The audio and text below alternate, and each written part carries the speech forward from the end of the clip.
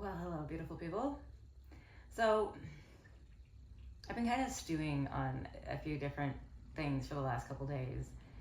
And the first thing I want to touch on is once you reach a certain level in your awakening, I still don't know if I like that word awakening, but I guess it's the best one I can think of. I almost want to call it like activation because you're not really like, you're awake, but you're not connected to everything that is, and you're still stuck in a false system. So, I mean, it's kind of like awakening, but in a sense, too, it's also like being activated, right? You're being connected to ideas and thoughts that take you down a path that eventually lead to you connecting to your higher self. Which is cool because, by the way, we have more than just 7 chakras. If you're curious about that, definitely Google it because there's 15. That, we don't have all 15 in our meaty flesh sacks, though, so it goes beyond that. But yeah, once you reach a certain level in your awakening, that excitement that you had in the beginning of the awakening, where like everything seems to be like the universe is like screaming at you, like this is all your synchronicities, these are all your abundances, they tend to level out. I mean, you still get them, but they're not necessarily yelling at you or in your face. Yeah, so they're not really in your face, but they're still there. But because you kind of reach that level of like balance, like you start to have a homeostasis where you're connected to source and you're vibrating at a certain frequency, which allows you to be in connection with source and your higher self almost continuously. Everything kind of calms down. You're not rising as fast. You're not like, speeding upwards so much. You're more coasting. You're more like at a steady, slow pace. Don't get me wrong, you're still going up until you decide to ascend or not, but you might feel a little empty at first because you're not getting that same screaming energy from the universe going, why aren't you coming yet? Don't you hear me calling you? It's time to go. It's time to connect to your higher self. It is not quite so loud because you're already listening, you're already paying attention. They don't have to scream at you. So if you find that you've had an awakening and you're now kind of feeling like, what happened? Am I doing it wrong? I don't feel that same level of connection. No, you're just gotten used to that level of connection, right? It's like you finally broke in your new pair of shoes. They're finally getting comfy. You're still there. You still got them, and you're going to wear them, until you don't need them anymore. But it's just more comfortable now. That being said, your meaty flesh sac needs time to catch up.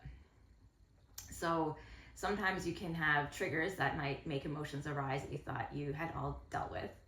Other times it just might be dormant energy stored in your body, right? That whole thing with the karma thing. Again, those energies, the polarities, negative and positive. So you can still have negative energy stored in your body. Some of it could be karmic debt from other lives. It could be something passed on to you genetically in this 3D earth from your parents. It could be a multitude of things that you're not really aware of until it finally hits you. So as your body heals, and actually I made a post in the community I'm involved in, but I'm going to put it here too. If you guys haven't heard of Dr. Mark Hyman, I totally recommend. He wrote a book during COVID. I forget, something about being young forever. Or, yeah, I don't know. I'll put a link down in the comments or So you have to make sure though that you understand that some of it is going to be genetic, right? Some of the trauma that your parents have suffered and their parents and et cetera, is going to come genetically down to your meaty flesh sac. So even though you've had your awakening and you've leveled up, you still need to take care of your body, right? So things like saunas and massages and exercise and eating good. And I kind of address eating good almost like the 20-80 rule, like where 80% of the time I'm really conscientious of what I'm consuming. But then there's like 20% of the time where I have to just let go and just have fun. Especially when you're eating with friends and family, I think it's more important to enjoy those experiences than it is to worry about what you're eating when you're with, a group that maybe you might not see again for a while. Definitely enjoy it, because eating in gratitude and eating with those connections is powerful. I mean, very powerful. It could make any bad meal, technically might be bad for you, good for you. I'm not kidding, it's true. There's a lot of studies done on that and the connections made when you eat with people that you love and have a good time with.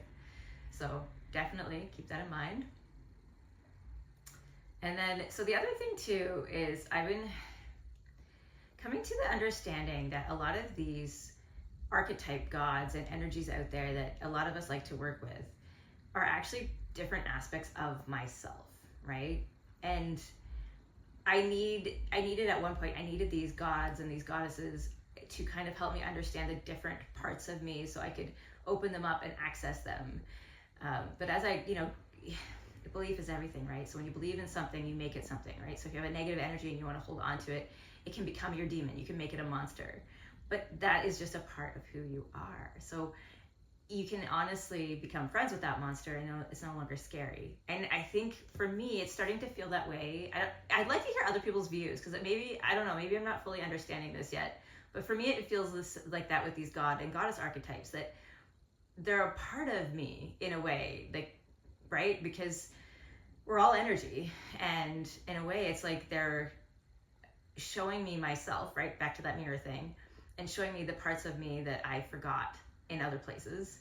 So, are they really existing as entities out there in the void space, or are they just creations I've made using that archetype of energy, that that overflowing overseer energy? Is that the way to put it? I don't know. Right? Like the energy of all water, for example, or the energy of the wind, or the energy that represents all eagles, or the energy that represents all bears. Because there's overseer energies that oversee every typical or every type of thing we connect to here on 3D, 5D Earth. So I'm starting to feel like, for a lot of us, those gateways, those doorways into leveling up through using gods and goddesses and different other occult practices, like Bashar says, they're permission slips for us to start believing in something bigger and something greater and allowing us to access different things. So I thought that was a really cool concept. But I also wanted to say something too on this. So because a lot of us are going to definitely connect to these god and goddess types, and we do need that energy. We do need to connect to that energy to kind of fully elevate our concept, our self-concept, and go beyond this meaty flesh sack. You have to remember too, though, that your wording and how you view it is very, very important. You never want to put yourself in a position where you are less than one of these god archetypes, okay? You don't want to put yourself in a position of worship to something that is a creation you've made with source, because you are source, so don't worship these things. I have a hard time with that. I don't like it when people say, oh, this is my deity. No, I'm not taking a deity. I am the deity.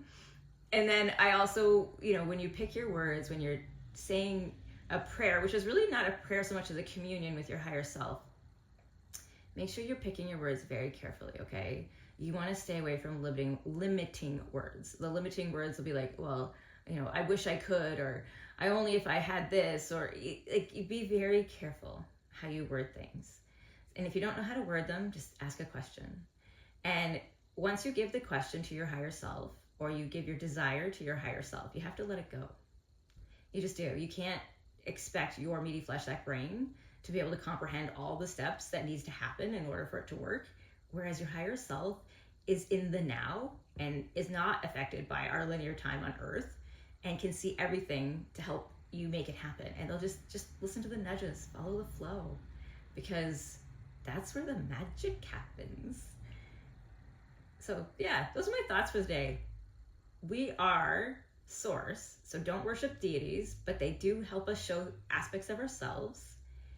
And if you are reaching a plateau, it feels like a plateau, it's not really a plateau. You're just harmonizing, okay? And so it's a great time to really, really do those daily communion practices with your higher self and live in gratitude, because you're harmonizing. You're getting there. Anyways, hope you guys have a great day. I'm gonna go dye my hair.